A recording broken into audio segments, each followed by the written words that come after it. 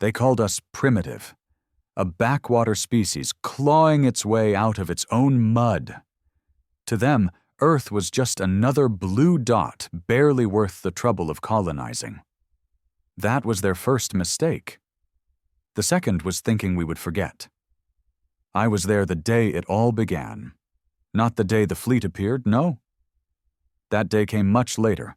I mean the day the fires first burned. I was 15, skin wrapped in ash, lungs full of smoke, holding my father's severed dog tags like they meant something in a world that didn't respect the dead. The Salkari came down from the sky in ships shaped like daggers, pierced our atmosphere, and began their cleansing. No warning, no mercy. They took cities, lives, and whatever they couldn't use, they turned to glass. But they didn't kill us all. They left survivors. Always do. It's easier to break a species when you leave some of it alive to remember. That's the third mistake. They taught us what fear looked like. We returned the favor with silence. For 50 years, Earth said nothing. We joined their council, took their scraps, accepted their rules. We smiled when they called us lesser. Took their vaccines, their tech, their translators, and every single bite they gave us. We used to build one thing: vengeance. They thought Earth had gone silent because we were afraid. No, we were busy. It was Admiral Rowan who gave the order.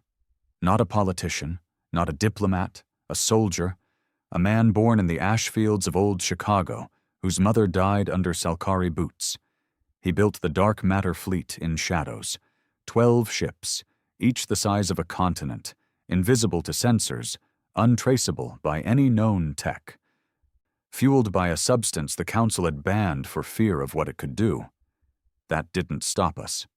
Fear was a luxury we left behind. The galaxy's empires thought they owned us, but Earth was never theirs. We were just waiting for the right silence. The day the fleet rose, I was stationed at Outpost Vira 6, far beyond Saturn's orbit. I watched the screen turn black. Not static, not glitch. Black. It swallowed the stars like a mouth with no bottom. That's when I knew. They'd done it. They'd actually done it. The first to see it was the Adrani ambassador. He stood in the observation deck aboard the Council's high seat, some floating gold ring pretending to be holy. He laughed. "A human stunt," he called it. "Impressive light show."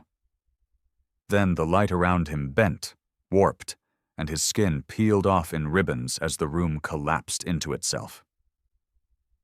That wasn't a weapon. That was just presence.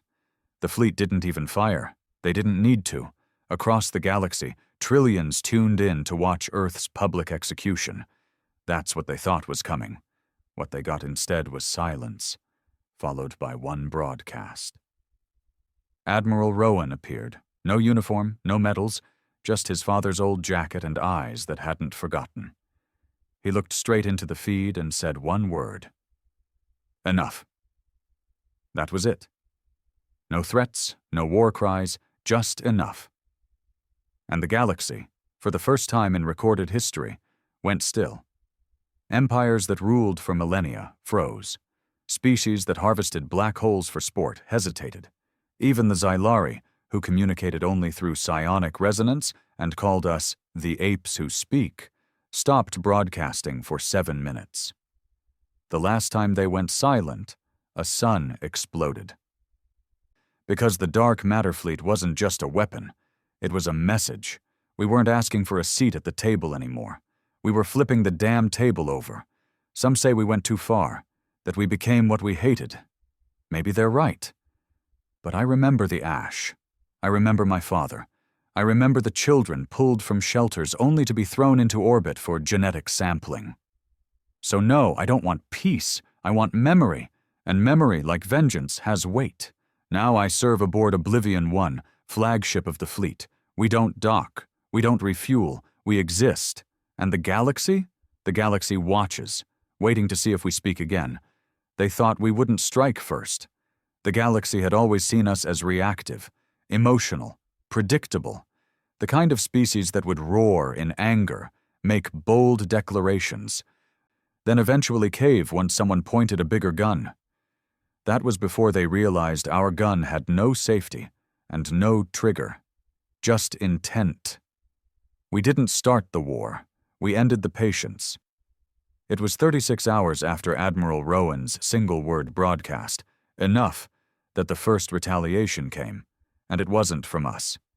The Zanari Empire, arrogant bastards with gold-plated moons and slave worlds for sport, fired a warning shot toward our Mars installations. They thought it was just a message, something to show the rest of the Council that humans could still be disciplined. The projectile never landed. Oblivion 2, silent as death, blinked into orbit and folded the space around the missile. One moment it was streaking toward our dome cities. The next, it vanished. Not destroyed, erased, wiped clean like chalk from a board. The Zanari didn't understand what they'd just witnessed. They still used plasma coils and kinetic railguns. The concept of folding matter into zero-state oblivion hadn't even reached their science academies. But we weren't using their science anymore. We weren't asking for approval. We'd left civilized warfare behind. Rowan didn't issue a reply. He didn't need to. The next move was mine. I wasn't supposed to lead anything. When I enlisted, I just wanted a uniform and a chance to bleed for something that mattered. No medals, no strategy, no command. I didn't care about power, just purpose.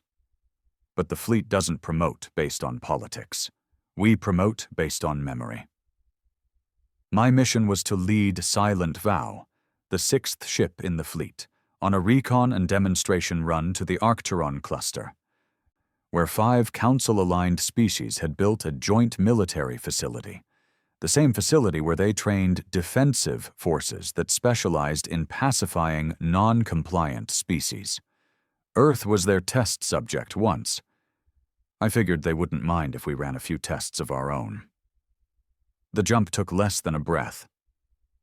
Inside the dark matter core, time doesn't mean much. It folds around you like skin.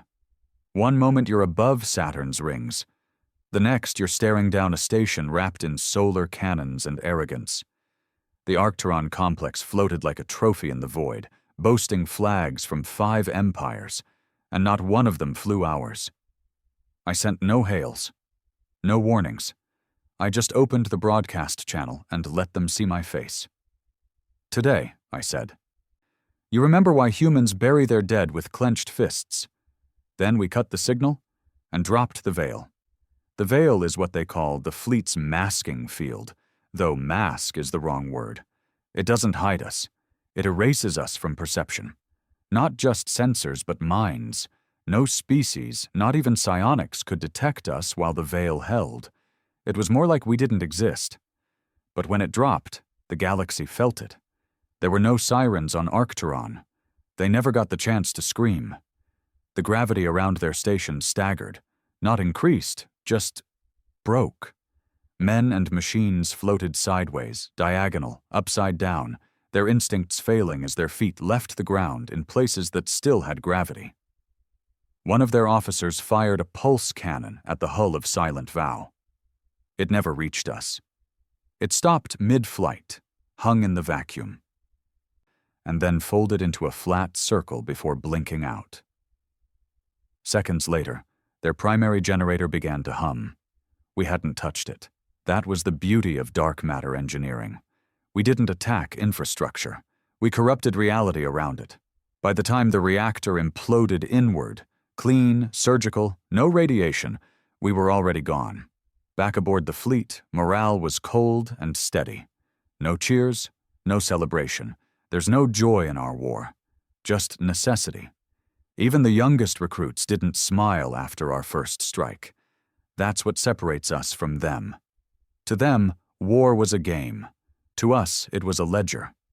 A week later, the Council officially labeled humanity as a rogue species. It meant nothing. Labels don't scare soldiers who were raised in ash. If anything, it confirmed what we already knew. The galaxy didn't want peace with us. It wanted us manageable, contained, predictable. And now that we weren't, we were marked. Rowan stood before the fleet's council, 7 commanders, including me, standing in a dark hall with stars spinning slow behind glass.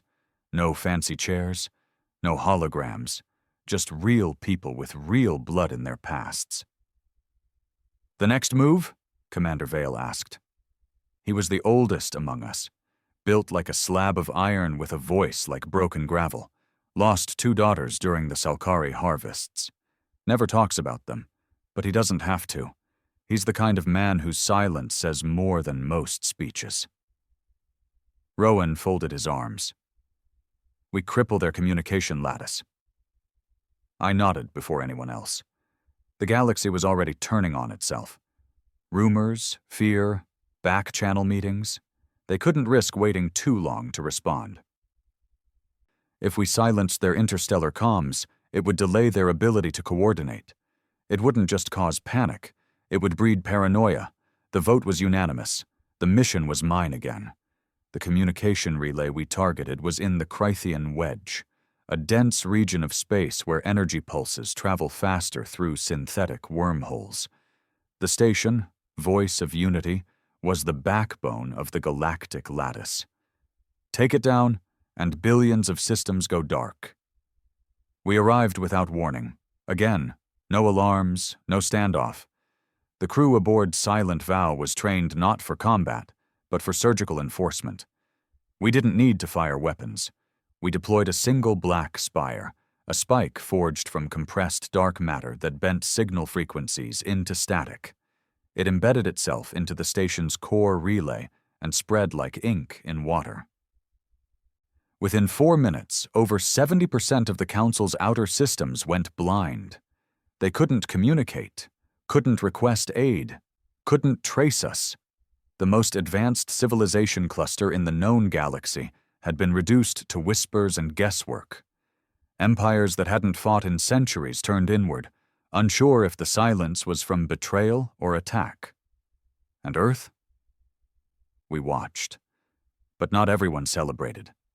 Among us were the broken, men who remembered too much, too clearly. Lieutenant Baran, my second in command, came from the North African enclaves, where the Council once tested bioweapons on unregistered human populations. He rarely spoke. But one night, after the relay sabotage, he stood outside the observation bay, staring at the stars. "I used to believe we'd reclaim something," he muttered. "Not just survive. Rebuild. Be more than vengeance." I joined him, arms crossed, my eyes following a slow-rotating moon. "We were never given that option." Baron shook his head. "Maybe not. But if we keep going like this, what will we be when it's done?" I didn't have an answer. Maybe there wasn't one. Maybe vengeance was the answer. The real test came days later. The Zal Empire, long, silent, self-proclaimed peacekeepers, broadcast a public challenge, a duel. Their warlord demanded a single ship from Earth meet him in ritual combat. No fleets, no sabotage, just ship versus ship, commander versus commander. A last chance for honor, they called it. It was bait. They wanted to make a spectacle of defeating one of our fleet, to restore morale across the Council systems and prove humanity could bleed. Rowan approved it without hesitation, and he chose me to answer. I won't lie, I didn't feel brave. I felt ready. The Zal ship, Valor's Crown, was a behemoth, armed to the teeth, wrapped in shields that shimmered like ocean waves.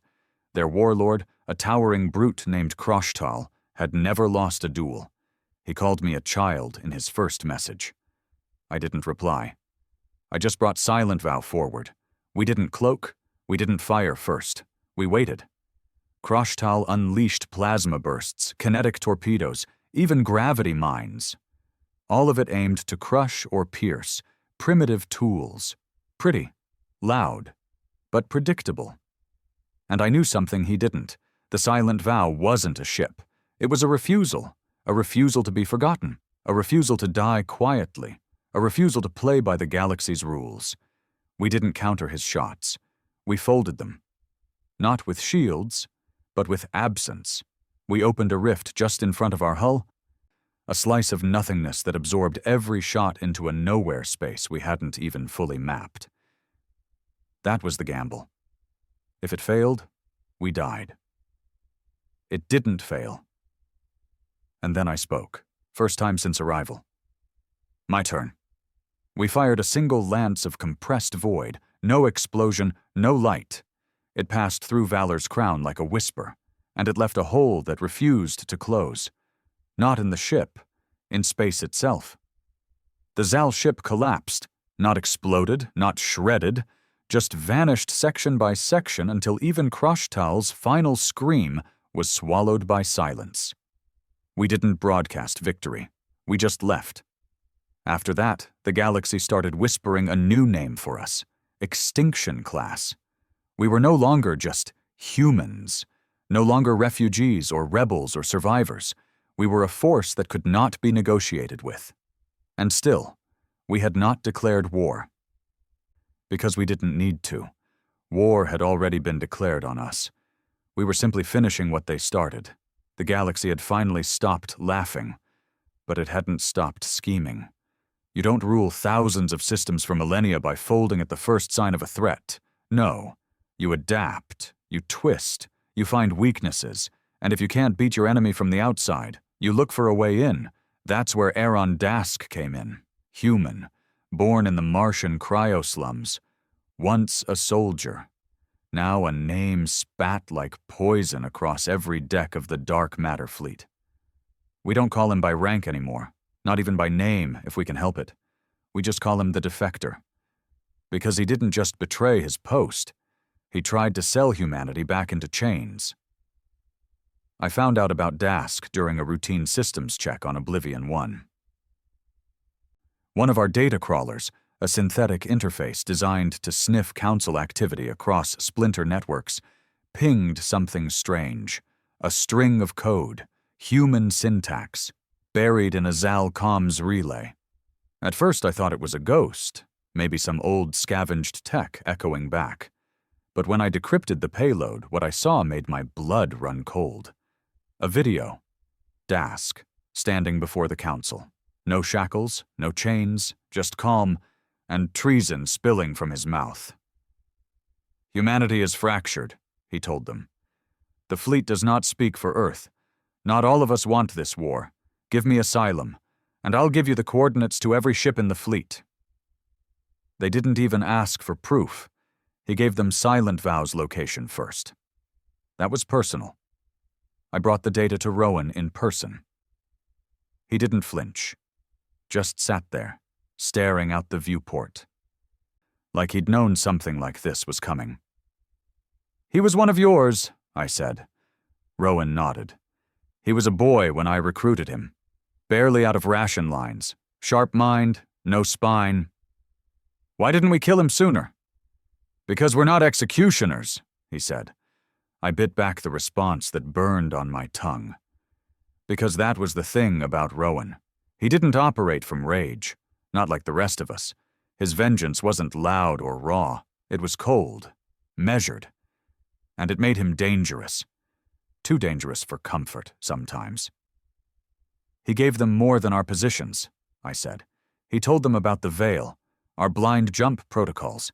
He sold out every advantage we had. Rowan finally turned to me. Then we take them all away.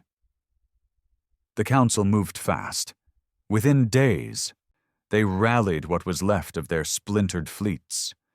Kroshtal's death had shaken the empires, but not broken them, and Dask? They used him as a mouthpiece, a human face to soothe the rest of the galaxy, a voice of reason claiming the dark matter fleet was a rogue element, a terrorist faction, unrepresentative of Earth's true values. They pushed the lie hard, offered safe passage to humans willing to defect, claimed they'd rebuild Earth into a peaceful civilization again, one that could rejoin the galactic community. It almost worked. Small colonies on the fringe started to waver. old, battered outposts unsure of where the power now lay. The Council was playing the long game: divide us, question us, and bleed us without drawing a blade. Rowan ordered a response, not a speech, not a threat, an example. The defector had been moved to the Sindrak Citadel, a mobile fortress orbiting the gas giant Volnex, a place layered in shields, cloaked in defensive swarms, wrapped in politics.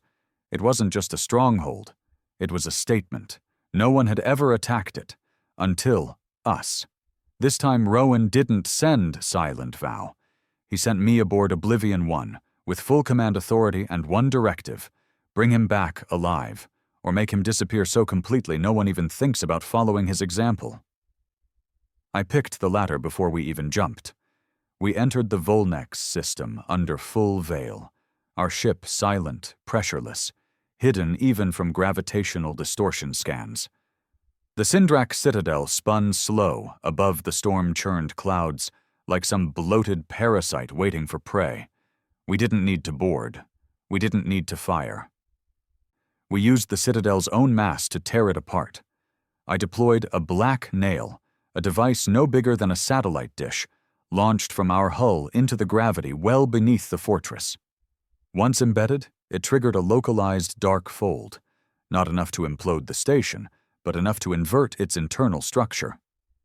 What that meant in practical terms? Rooms ended where walls began. Hallways turned inside out. Gravity reversed, folded, then snapped like bone. Oxygen escaped through seams that hadn't existed an hour before. The station began to die. I opened a comm line. No visuals, just voice. Aaron Dask, you have 10 seconds to say anything worth remembering. Static. Then his voice, shaking, breathless but defiant. You think this ends with me? No, I said. It ends because of you. Then we cut the feed. The last scan showed his life signs scrambling as the Citadel collapsed inward. No explosion, no flare, just silence. Perfect silence. The message was clear. You betray Earth. You die in a place no one will mourn you. But not everyone took it that way.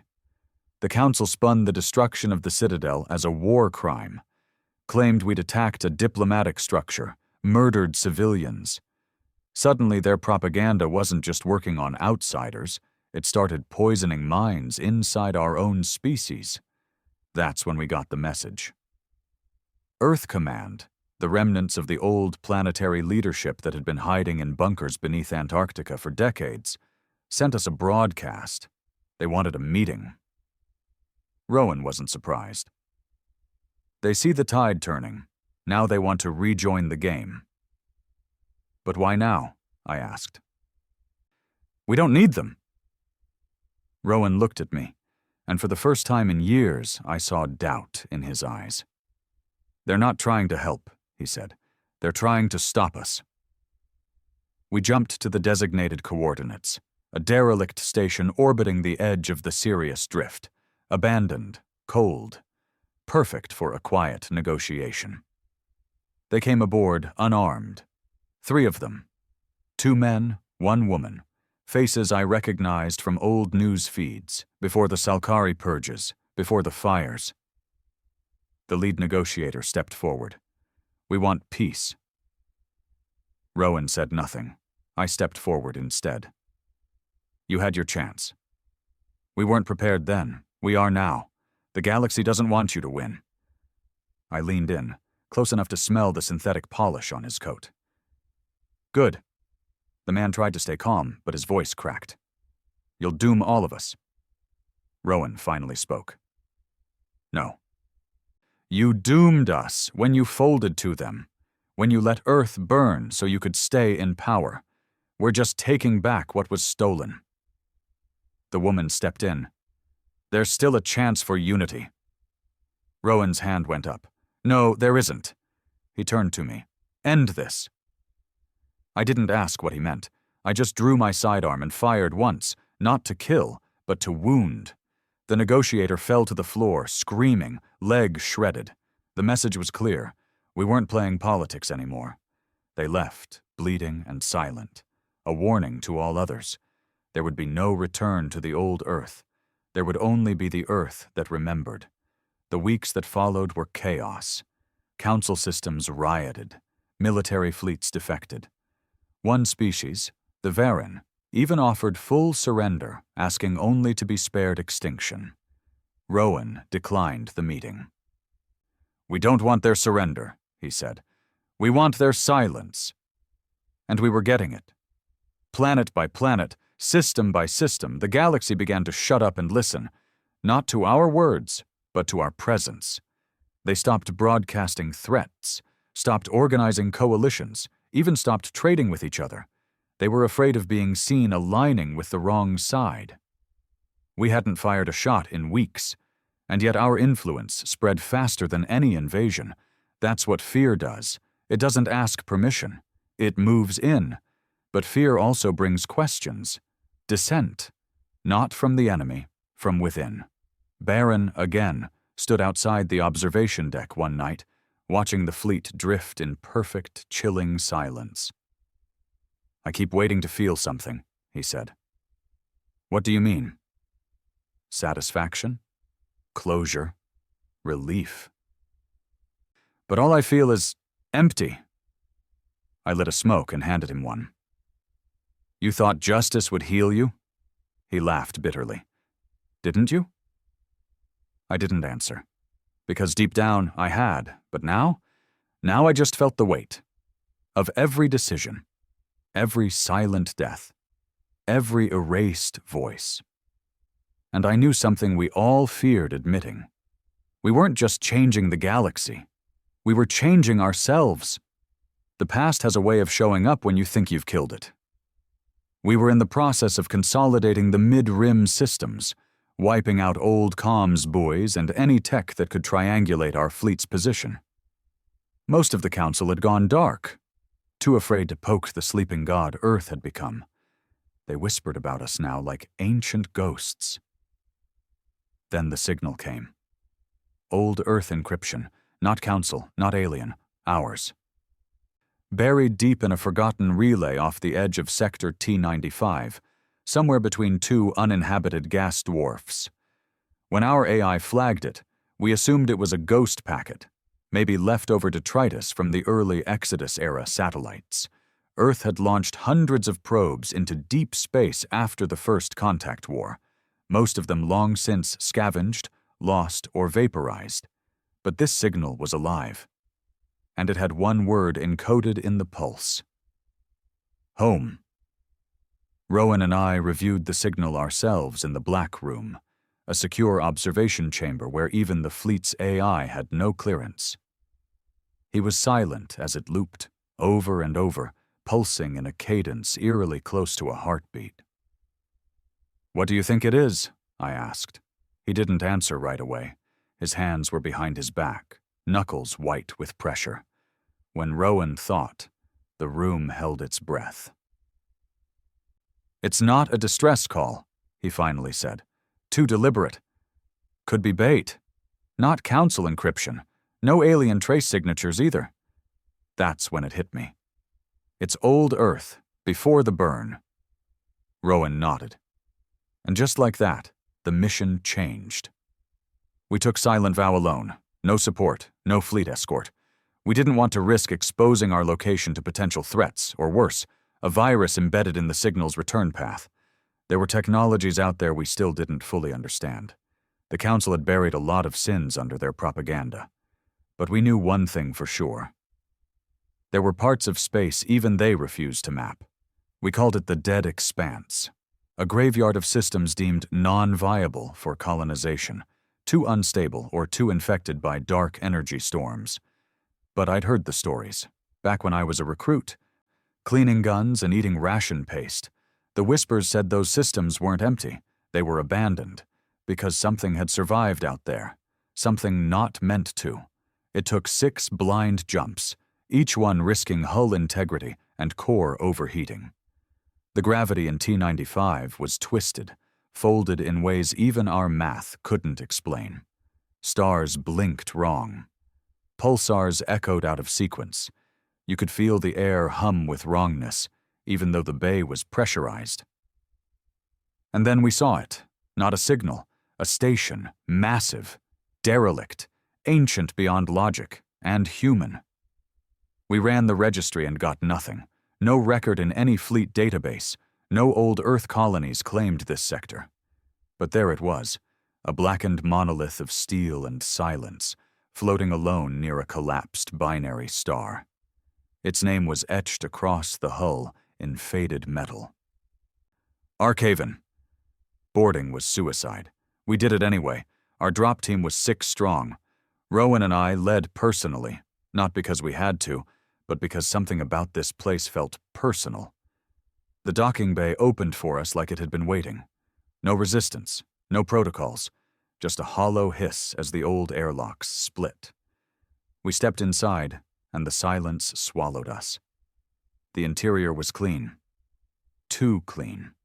No corrosion, no debris, no signs of power loss or atmospheric degradation.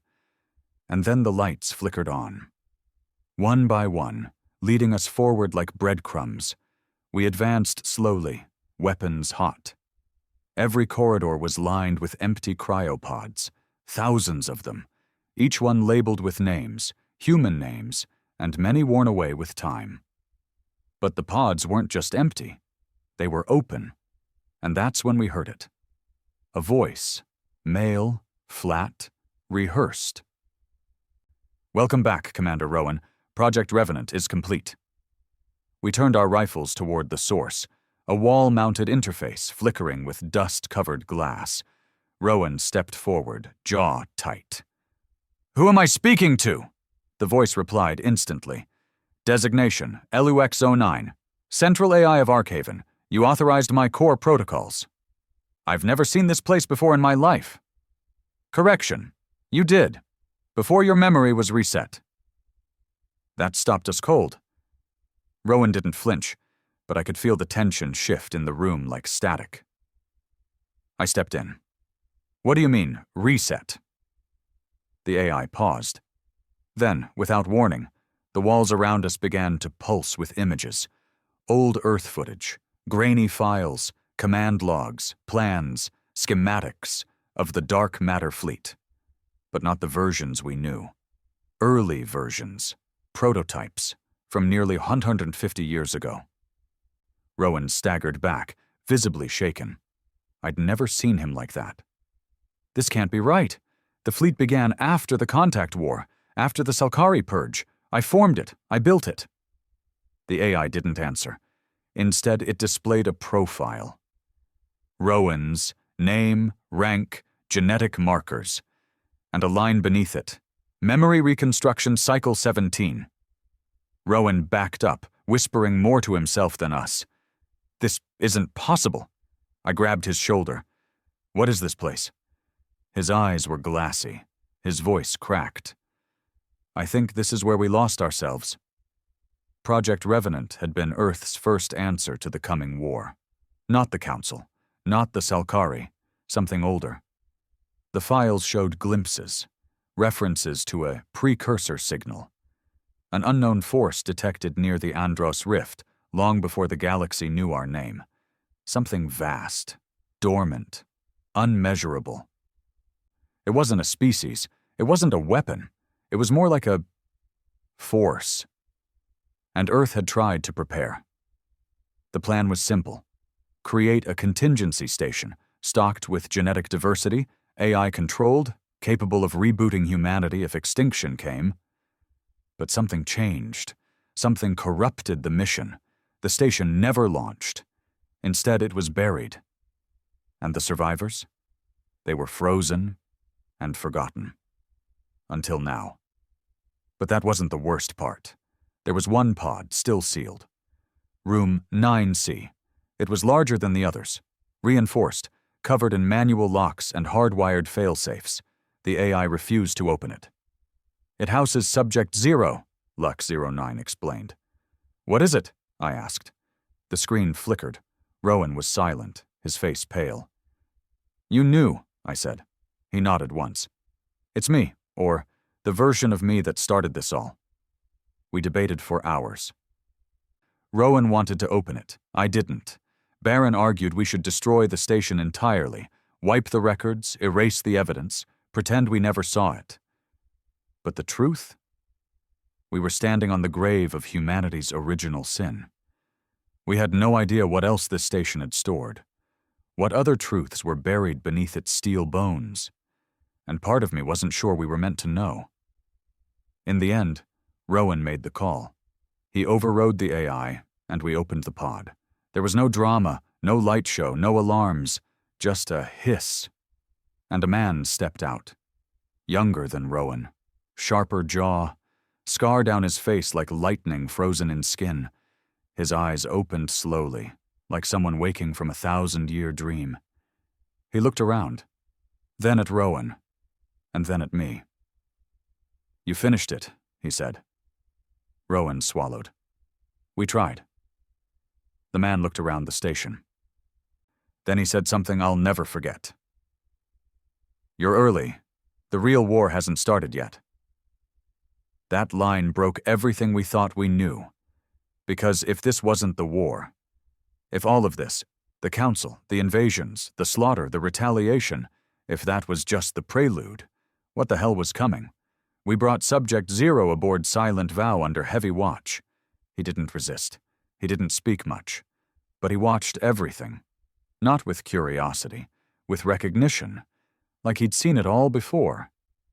When Rowan finally pressed him, he said one thing.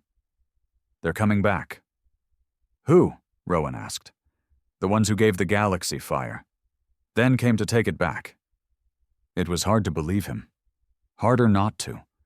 Because that signal, the one that lured us here, wasn't a beacon. It was a trigger. The moment we docked with Arkhaven, a second signal was sent out. Old frequency, low resonance, like a sonar ping, and someone out there answered. We intercepted the echo. No language, no coordinates, just one phrase. "You were not meant to remember." We didn't sleep for 3 days after Arkhaven. No one said it, but we all felt it. Something had shifted.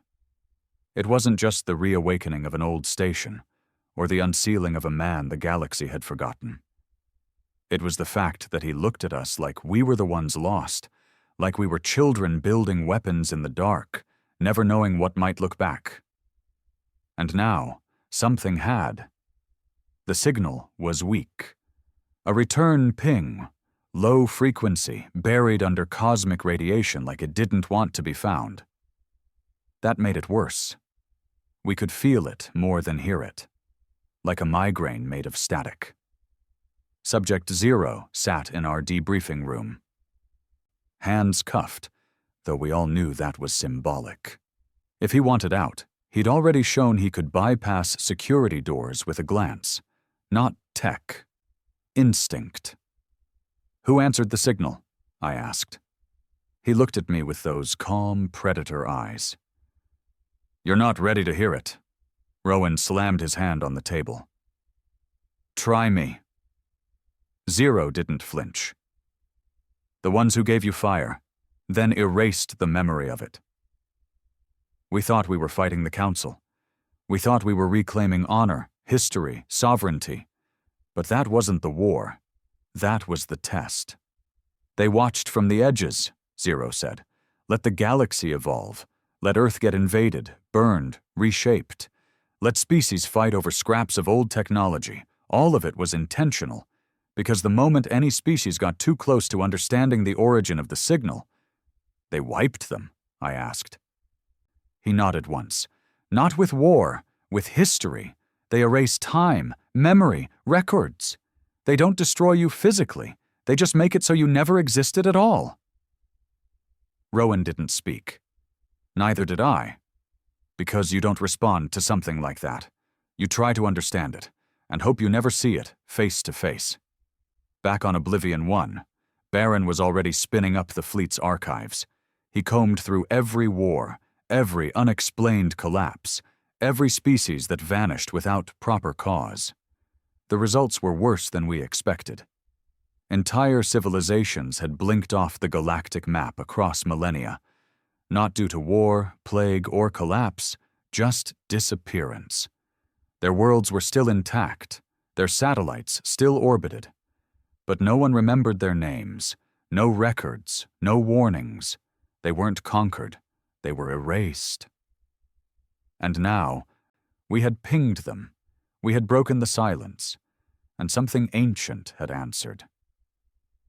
They called them the architects in some files, Baran told me. Who did? The oldest records, ones pulled from derelict council data cores, alien myths, fragments, tribes that painted their shadows on the walls of caves with no light. Architects of what? He stared at the screen. Everything. Subject 0 explained it like this. The architects seeded the galaxy. Planets, laws of physics, consciousness itself, maybe. But they didn't want company. They weren't building for others. They were building for themselves. When the galaxy started evolving on its own, they didn't intervene. They just watched, until someone looked back. And then came the cleansing, wiping memory, resetting entire timelines, because the worst crime wasn't war. It was remembrance. What do they want now? Rowan asked. 0 didn't blink. You've gone too far. The dark matter fleet isn't just a weapon. It's a crack in the glass. You're forcing reality to bend around your will, and that gets their attention. Rowan folded his arms. So we destroy the fleet. 0's face darkened. If you do that now, they'll finish what they started. You think surrender earns mercy? Then what the hell do we do? There was a pause. And then he said the one thing none of us were ready to hear. You finish the weapon. The real weapon. The one Earth had started building long before the Salkari ever landed. Before the Council ever uplifted us. Before even Rowan had his first memory reset. It was called Project Godline. Not a bomb, not a fleet, not a virus. It was a pattern. A chain of artificial thoughts capable of rewriting not just minds, but reality. We called it the Godline because it worked like DNA. Only instead of building bodies, it built history. It could simulate civilizations, create false memories, insert timelines into reality so perfectly that they became indistinguishable from truth. Earth had designed it as a fail-safe, a way to hide from the architects. If you couldn't beat them, you'd just rewrite your story before they ever found you. But the project had been abandoned, buried, thought to be too dangerous, because if misused, it could destabilize entire systems. Realities could overlap, collapse, merge. Entire species could wake up believing they were born on planets that never existed. The perfect camouflage. And the perfect nightmare. Rowan and I stood alone in the black room after the briefing. We're not gods, I muttered. We don't have the luxury of being anything else, he said. We didn't have much time. That ping, the one we'd triggered, had traveled at hyperluminal speed. It would have reached every architect relay node in the galaxy by now. We figured we had maybe 6 days before they arrived. And we still didn't even know what they looked like, because no one had seen them and lived. The next part was simple, but not easy. We had to locate the Godline seed, the original prototype node. 0 said it had been hidden on a dead moon, one not marked on any star chart, not protected, just buried in coordinates no living person was supposed to know, and only one ship could survive the gravitational chaos surrounding that moon. Oblivion 1. My ship. The jump was surgical. We ripped through 3 unstable folds, narrowly avoided a pocket of collapsed subspace, and emerged above a shattered black moon the size of a small continent. Nothing moved, no lights, just a smooth plateau in the center, and one spire sticking out like a tooth. We landed.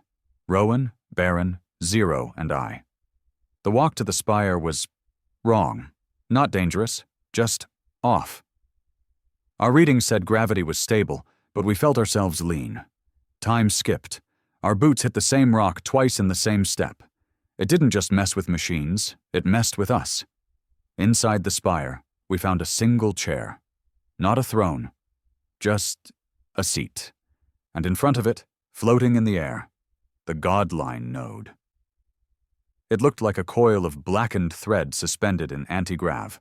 No interface, no manual override. Just waiting. Zero approached it. "It's bonded to your line," he said, nodding at Rowan. "Only you can activate it." Rowan stepped forward. He didn't hesitate, and when his hand touched the coil, the world changed. Not visually, internally. Suddenly, we remembered things that didn't exist, memories of battles that never happened, people we never met, victories, defeats, whole lives that weren't real, but felt real. That was the Godline testing us, mapping us, learning how we'd respond to rewritten history. Baron dropped to his knees, vomiting. I staggered back, clutching my skull, suddenly remembering a daughter I'd never had, a home that had never burned, a flag that had never flown. Rowan didn't move. He just whispered, "Do it!" And the node responded. It pulsed once, and the sky outside fractured, just for a second, like a crack in the stars. And we knew, the architects felt that, the first shot had been fired. When we returned to the fleet, we weren't the same. Rowan's eyes had changed. He didn't smile anymore, didn't sleep. Just stared at the stars, repeating coordinates under his breath. Zero said that was normal. "The Godline is using him now," he explained, "to build the rewrite." "How long does he have?" I asked. Zero shrugged. "Until it finishes. And then? Then he becomes a ghost, a placeholder." I almost hit him, but I didn't, because deep down, I knew he was right. We were no longer soldiers. We were narrative fragments, pieces of a new story being written, one designed to fool beings who had created reality itself. And somewhere, not far from us, they were coming. Not in ships, not in forms, just presence, like a correction in a book. A red line through existence. And when they arrived, they wouldn't ask questions. They would simply unmake us, unless the Godline finished first, unless we became a lie too perfect to kill. The first sign wasn't a fleet. It was a shadow that bent the wrong way. From the command bridge of Oblivion 1, I watched the stars bend. Not warp like they did under a normal jump fold. This was quieter, more absolute, the kind of distortion that didn't ask physics for permission. It simply ignored them. "They're here," Zero said without turning. Rowan stood at the viewport, his eyes blank now, black threads pulsing beneath his skin, Godline patterns, weaving through him like veins made of story. He hadn't spoken in 2 days, not in words, but the fleet still moved under his silence. Even in his unraveling, we followed him. Because we all knew it now. We weren't fighting to win. We were fighting not to vanish. They exist in a state of editorial power, Zero had explained earlier. Think of the galaxy as a manuscript. They're the red pen. You step out of line, they cross your name out like you were never written in. "And the Godline?" Baron asked. Zero's voice lowered. "A way to make our name permanent, not just in history, but in reality." Rowan was the anchor now. The Godline had chosen him to be the reference point. If he survived long enough for the rewrite to finish, we'd exist forever. Even the architects wouldn't be able to erase us. But the danger? If they found him before it was done, they wouldn't kill him, they'd edit him out. Like he was never born. And we'd all go with him. The fleet formed a ring around Earth. All 12 ships of the Dark Matter Armada, silent, still, charged with energy no species had dared touch until us. The Council wasn't responding. The galaxy was still frozen in the wake of our earlier demonstrations. Fear had silenced diplomacy. Terror had emptied the stars. But the architects weren't bound by fear.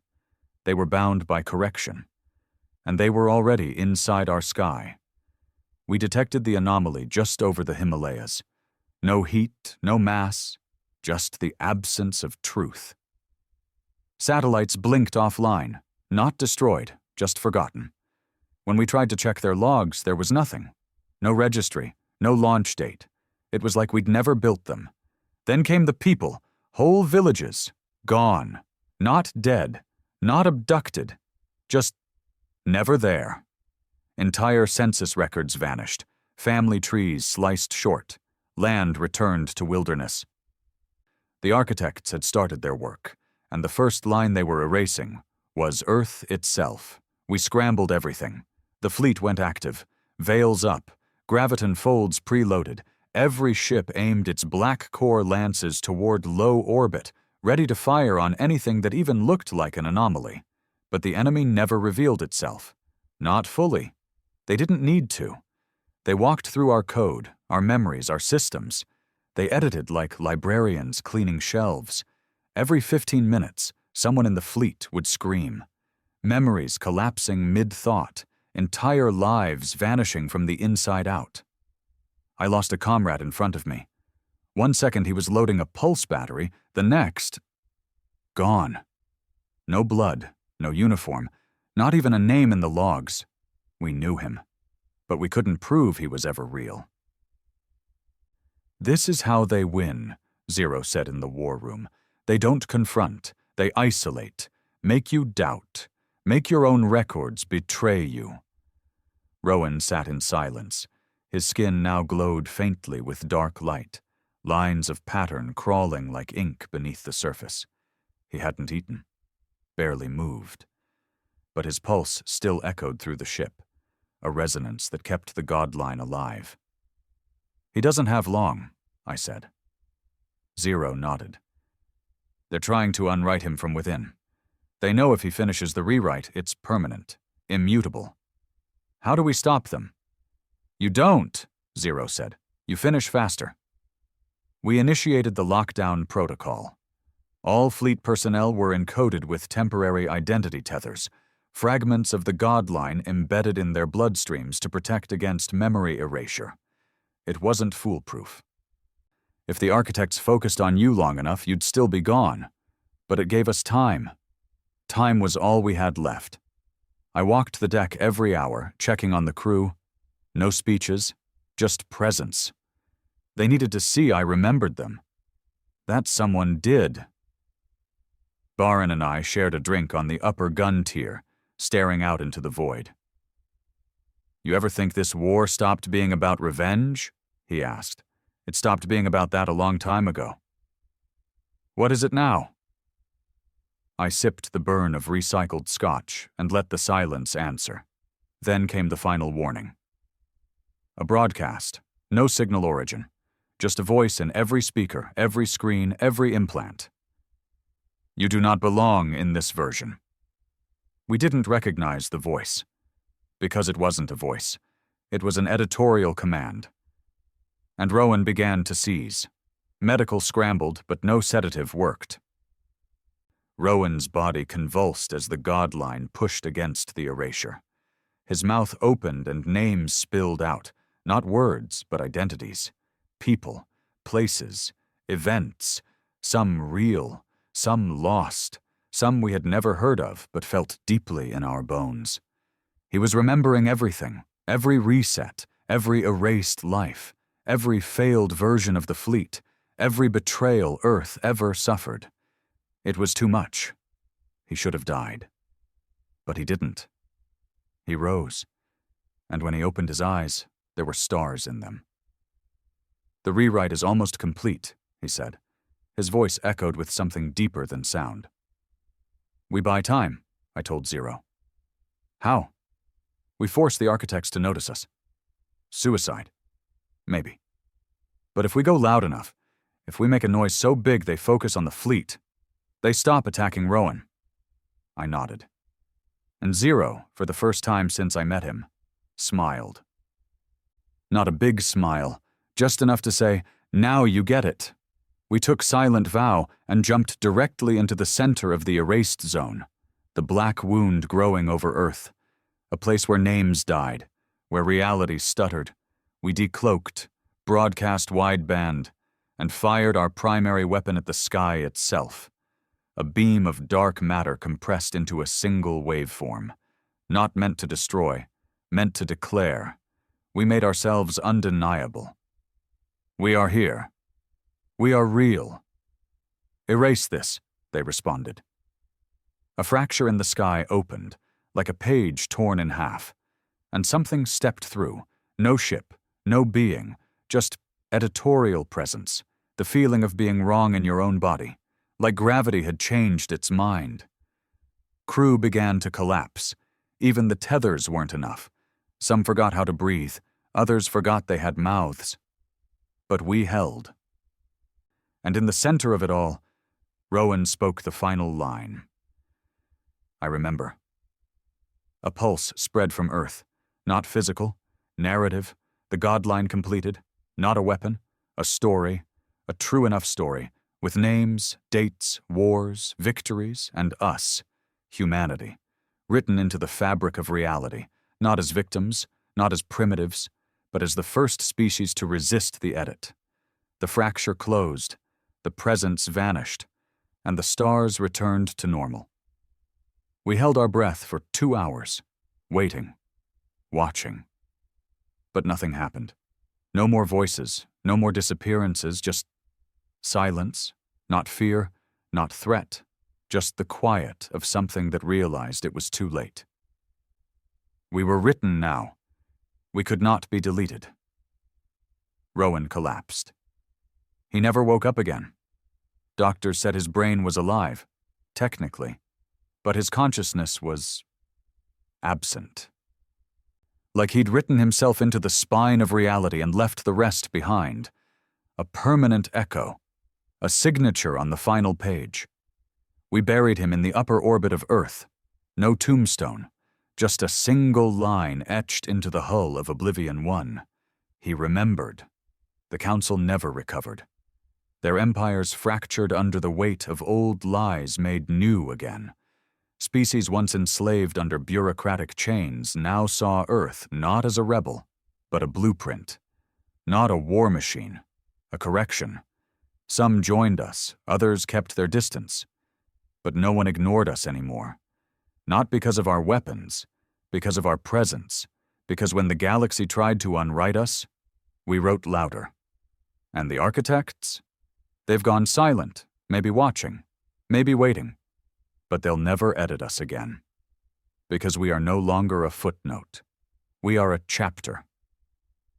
And the page is ours now. Victory is a strange thing. We thought we'd feel triumph, maybe relief, something human. Instead, we felt watched. Not by the architects, by the galaxy. The very species that once called us barbarians now looked up to us with the kind of fear normally reserved for black holes and gods. And I was starting to understand why. Because after you win like this, by rewriting the fabric of existence, you don't just change how the galaxy sees you, you change what you are, and not everyone on Earth was comfortable with what we'd become. It started with the colonies. The outer rim settlements had always been half loyal to Earth. Trade hubs, mining worlds, research stations that flew Earth's flag but spoke council dialects and bartered with alien currencies. For years, they were neutral.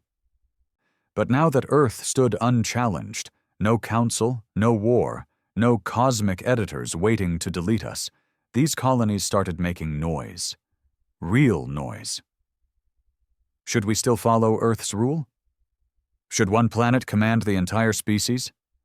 Did we survive tyranny just to kneel under a new name? The rebellion didn't come with weapons. It came with ideas. And I knew how dangerous that was, because ideas spread. The first colony to formally secede was Virella, a terraformed jungle world settled by former council collaborators who'd fled before the war turned. They declared independence, cited cultural divergence, and promised open borders to non-humans. It was a political stunt, nothing more. But it worked. Within a week, 7 more colonies followed. Some even invited alien diplomats to their new governments. That was the red line. Earth couldn't allow that, not now, not after what we'd fought through. And Rowan, the only man who could have calmed it down, was gone, buried in silent orbit, more idea than man now. So the fleet turned to me, and I gave them the order. Silent Vow jumped to Varela under stealth. No broadcasts, no ultimatums, just presence. We arrived over their Capitol dome at sunrise. Our veil dropped at once. Their sky turned black. Their birds stopped flying. And when we sent our message, it wasn't a demand. It was a reminder. Earth exists because it refused to kneel, I said into the relay, and it remembers who didn't stand. They had 1 hour to rescind secession. They took 42 minutes. But that wasn't the end. Because for every Varela that folded, another colony hardened its resolve. They stopped challenging Earth outright. They started whispering instead. Rumors of godline fragments being smuggled off Earth. Rumors of old council tech being married to dark matter engines. Rumors that some within the fleet wanted more than unity. They wanted dominion. I found Baron on the upper deck of Oblivion 1, watching Mars rotate like a tired ember. "You think we've become what we hated?" he asked. "No," I said. I was lying. I didn't know anymore, because I could see it now. The dark shape of something forming beneath the surface of our command. Not treason, not even ambition, something worse. Legacy. Rowan was becoming legend. Not just in name, in structure. The godline had immortalized him in the rewrite. People started hearing things, dreaming things. Entire cities on Earth began building shrines, not churches, not temples, archives. Walls lined with his words, his orders, even fragments of his silence. He wasn't a man anymore. He was a narrative engine, a holy pattern. And holy patterns attract followers. We called them the Red Echoes, former officers, data priests, engineers who claimed the godline had spoken to them after Rowan's death. They weren't insane, not in the way we usually define it. They were organized, sharp, disciplined, and utterly convinced that the rewrite wasn't finished. It was only the first seal, they told their listeners. Rowan didn't save us, he prepared us. Prepared us for what? They never answered. But I knew. Power doesn't like standing still. I tracked their leader through back channels and encrypted fleet comms. Her name was Lieutenant Harna. She'd served on Oblivion 3 during the Architect incursion. Smart, loyal, decorated. She was also the first human to inject a modified strain of the godline directly into her nervous system. I watched the footage. The moment she changed, her eyes went dark, and she spoke a sentence that made me cold inside. Reality bends when you believe hard enough. We brought her in, no public arrests, just a quiet extraction. She was placed in Isolation Deck 7 under full blacklight suppression. No tech, no comms, no recording equipment. Even memory was unreliable near her. She didn't scream, didn't argue. She just smiled. "You're still thinking linearly," she told me. "I'm thinking like someone trying to prevent civil collapse." "No, you're thinking like someone trying to hold on to an ending, but endings are just edits waiting for revision." I left the room, and I locked it twice. I briefed what was left of the High Command. Of course, by now, command was fragmented. Half military, half myth-makers, some only showing up in dreams anymore. One of them swore Rowan had spoken to him in binary. Another said he'd seen the godline in the stars, literal strings of dark text floating in space. These weren't fools. These were men who'd stared too long into power that wasn't meant to be wielded. And I was among them, because I didn't sleep anymore either. Not because of guilt, because of vigilance. Earth needed a direction. We had 3 options. 1. Consolidate. Keep the fleet tight. Let colonies break away. Stay strong, silent, unyielding, a fortress species. 2. Expand. Declare the fleet a sovereign galactic authority. Reclaim all human colonies. Push outward. Become the dominant force not just in name, but in law. 3. Disappear. Shut down the fleet. Bury the God line. Go quiet before power corrupts the last of us. I put the vote to the captains. 7 ships voted for consolidation, 3 voted for expansion. 2 didn't respond. Their crews had vanished. The God line wasn't done. Somewhere inside our network, inside our DNA, our command logs, maybe even inside Rowan's tomb, the story was still writing itself. And we were trapped in it. The Red Echoes were gaining ground. They weren't preaching revolution. They were preaching ascension. Then we found the file. Buried in an old Salkari archive, scavenged from one of their shattered dreadnoughts that had been drifting since the First Contact War. It wasn't a weapon. It was a message from a species long since erased. Only 5 words. Translated roughly into human syntax, the story always eats itself. I knew then what the final danger was. Not the architects, not the council, not even civil war. It was the loop. The God line was recursive. It evolved to survive. But survival without purpose becomes pattern. A pattern becomes religion. Religion becomes obedience. And obedience becomes erasure. We were about to erase ourselves, not by force, by believing too much in our own story. Baron and I met in silence. No official orders, no records, just 2 men who still remembered what Earth used to be before we rewrote it. "We stop it," he said. "How?" "We break the cycle. And if it breaks us too?" He looked out the viewport. "Then maybe we deserve it." The God line had started writing without us. That's how we knew it was time. Commands were being executed we never gave. Ships shifting in formation without orders. Entire systems rerouting power on their own. The fleet had become a living creature, stitched together by memory, vengeance, and the ink of rewritten reality. And at the heart of it, Rowan's signature pulsed like a buried drumbeat beneath every command. Except Rowan was dead, which meant something else was speaking, and we were no longer in control. Baron stood beside me in the war room, eyes heavy. He hadn't shaved in weeks, looked like hell. We all did. There's no glamour at the top of the food chain. Just weight, legacy, regret. "They found Harna dead," he said. "How? Does it matter?" I nodded. "No, it doesn't." We both knew she hadn't killed herself. She didn't believe in endings, not even death. No. The God line had simply written her out. Another line deleted. Another variable controlled. And the Red Echoes? They didn't mourn. They praised it. "She has ascended," they said. She was accepted into the next page.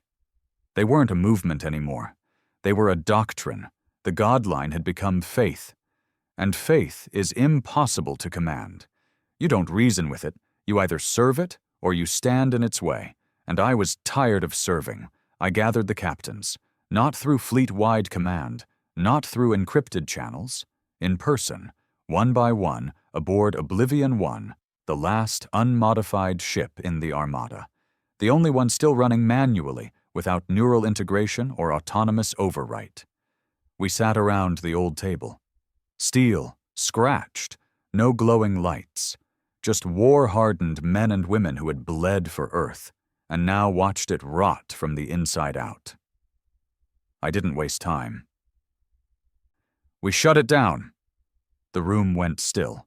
Captain Herrick, sharp-jawed and cold-eyed, leaned forward. "You mean the God line?" I nodded. "It's not finished," he argued.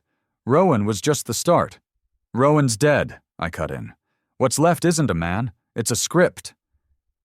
Captain Janos looked down at his hands, trembling slightly. If we shut it off, do we disappear? No, I said. We just stop being rewritten. Captain Les shook her head. Then we'll be vulnerable again. The architects might return. They won't, Baron said. They're not afraid of our weapons. They're afraid of our delusions. That landed hard, because deep down they all knew the truth. We'd become something worse than what we fought. We weren't feared because of strength. We were feared because we wouldn't let reality stand still. The vote was silent. 8 of 12 captains stayed seated when I gave the option to walk away. 4 stood and left. 2 of them disappeared within the hour. Their ships returned empty. The Godline didn't allow dissent. It didn't kill. It rewrote. Their logs were wiped. Their crew reassigned. Their ships renamed. No one else even remembered them, only us, the ones who hadn't accepted the next version. It wasn't fear that pushed us forward. It was the need to end the loop. Project Black Static was Earth's original failsafe. The original designers of the Godline feared what we now faced, recursive narrative identity.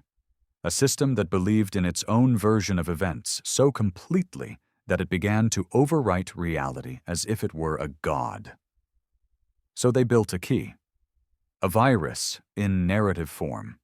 Not data, not code, concept. A single phrase, embedded into the deepest level of the Godline's architecture, a contradiction too sharp, too raw for the system to comprehend. A phrase the system would be forced to process, and in trying to process it, it would crash. Baron and I brought it to the core, not physically, conceptually. The phrase was stored in a pure information capsule, not words, just pattern. Like a musical note the system had forgotten how to hear. The capsule could only be activated by someone connected to the original rewrite, someone who was there when Rowan finished the seal. That someone was me. We arrived at the core array orbiting Earth's mantle, the deepest tether of the fleet, hidden beneath layers of veiled satellites and folded physics. A place no human had set foot in since the Godline awoke. The air was thick with static, not electrical, existential. I heard versions of myself whisper as we walked, men I could have been, futures I'd once considered. I would have left her, one voice said. I never joined the fleet, said another. I died on Mars, whispered a third.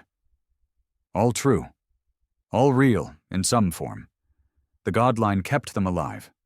Even now it wanted me to doubt, to stall, to hesitate. But I didn't. I reached the terminal, and I fed the contradiction into the system. Not by command, by belief. I didn't speak it, I thought it, and the phrase was simple. Humanity is not a story. The core screamed, not audibly.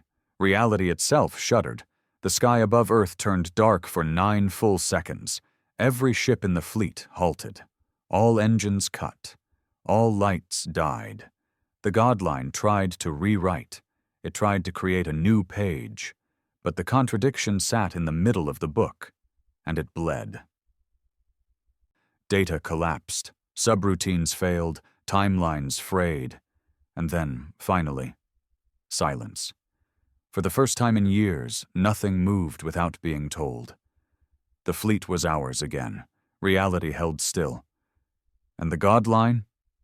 It didn't vanish. It went dormant. A seed waiting for another fool to water it. We burned the archives, every ship, every terminal. We erased the path back to that code, not because we feared it, but because we'd proven we couldn't handle it. Power that defines truth can't be controlled, not by good men, not by any men. The Red Echoes tried to rally, tried to pray, but nothing answered. No patterns, no visions, no voice in the dark, just absence. And they broke. Some walked into space without suits. Some took their own lives, hoping to wake in the next page. But no page came, because the story was over. Earth went quiet again. No broadcasts, no declarations, just rebuilding. People remembered things now, not everything, but enough. Enough to mourn, enough to rebuild, enough to choose differently. Baron retired, disappeared into the rainforests of what used to be the Congo, said he wanted to feel dirt again. Not steel, not orbit, not the hum of machines keeping men alive. I never saw him again. But sometimes, when the stars blink a certain way, I hear him laughing, like he knew we weren't meant to win, just meant to try. I stayed on Oblivion 1, not because of duty, because I wanted to remember what it cost. Every scar, every scream, every silence between victories that felt too hollow to call peace. We didn't win. We survived. And sometimes, that's the same thing. Now I orbit Earth, watching it heal. No council, no architects, no rewritten glory. Just a species that clawed its way out of mud, looked God in the eye, and chose not to become him.